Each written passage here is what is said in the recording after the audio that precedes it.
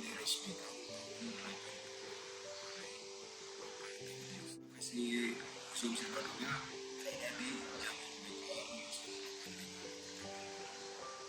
di depan Taman Tegalega.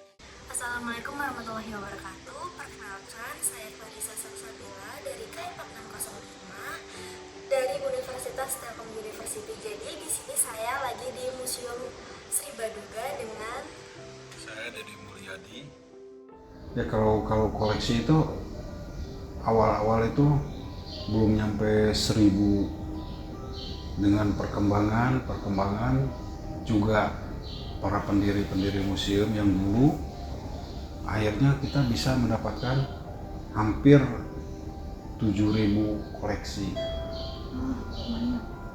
Jadi itu pun didapat dengan cara ada yang hibah atau sumbangan, ada juga yang namanya ganti rugi gitu. Jadi dari semua koleksi ini dibagi dalam 10 klasifikasi. Yang ke-1 geologi, biologi, etnografi, arkeologi,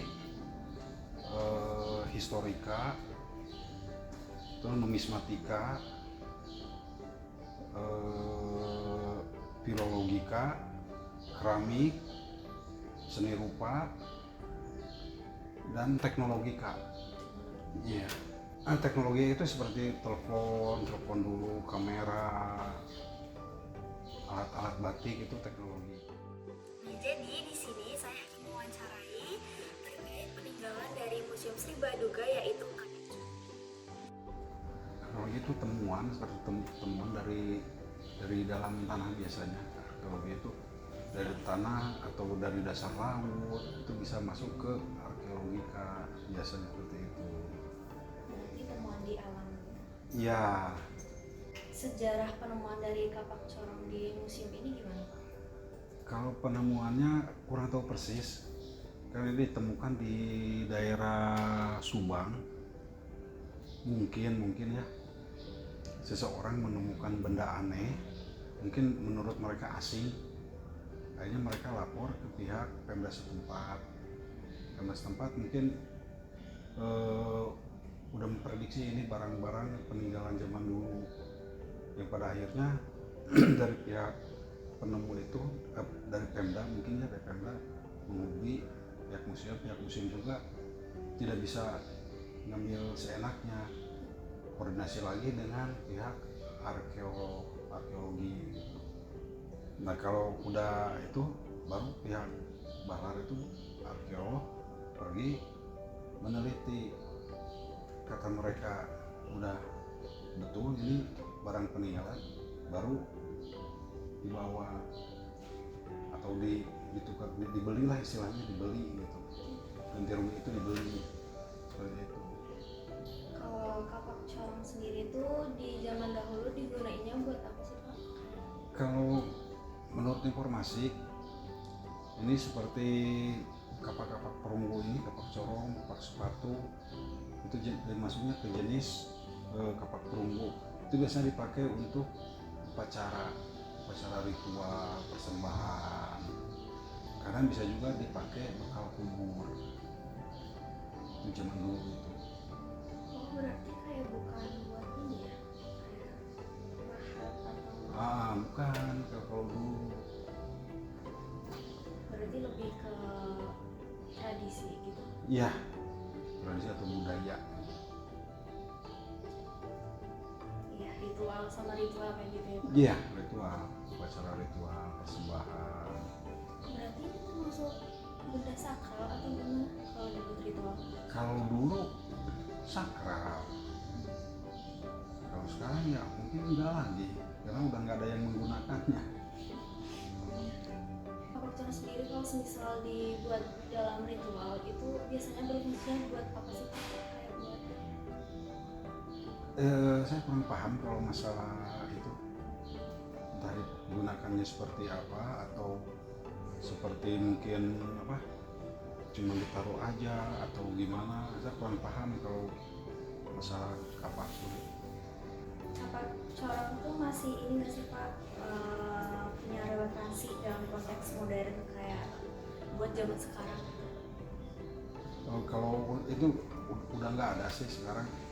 Mungkin ini juga dinamakan kapak itu mungkin karena ada seperti kapak zaman sekarang, ada tajamannya, ada pangkalnya.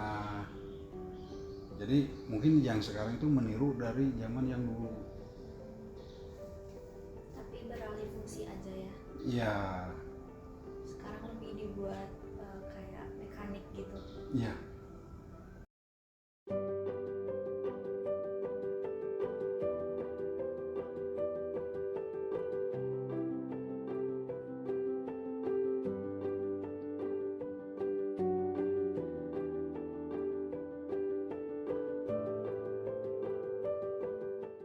Kalau museum itu emang tempat untuk melestarikan menjaga barang-barang tradisi seperti yang dulu, sejarah, prasejarah, supaya anak-anak di zaman sekarang dan akan datang tidak akan kehilangan jejak. Maksudnya seperti itu. Kalau dilihat dari generasi sekarang, bagaimana sih cara museum ini mempromosikan kalau di sini tuh masih ada barang sejarah gitu? Jadi perlu dilestarikan juga, kalian harus ikut serta gitu. Nah, makanya mungkin dari pihak Telkom juga ingin mengangkat, nah promosinya seperti itu.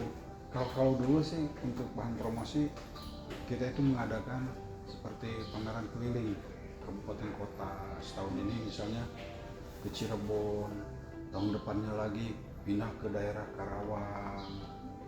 Promosinya seperti itu. Kalau dulu itu seperti bisa masuk ke sekolah mempromosikannya. Nah, untuk sekarang ini sepertinya udah kehilangan ini karena sekarang udah memakai era digital gitu, ada di IG-nya. Nah, seperti itu promosinya. Berarti kalau dulu itu ini ya, lebih dari museumnya yang bergerak buat nyari. Iya. Itu berarti sambil bawa barang yang ada di museum atau?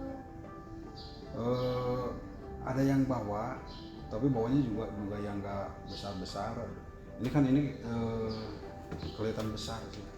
Ada yang lebih kecil, ada yang bawa seperti yang kecil-kecil, foto juga, foto-fotonya. Oh berarti lebih ini ya, kayak ngejelasin di Museum Sri Baduga. Nah kalau sekarang itu pengunjung dari Museum Sri Baduga bisa terbilang semakin menurun atau malah semakin meningkat? Untuk tahun-tahun sekarang udah lumayan lagi. Kalau dulu emang banyak. Nah, kita berhenti itu waktu ada COVID. Nah, itu berhenti total selama hampir 2 tahun. Nah, sekarang udah mulai lagi.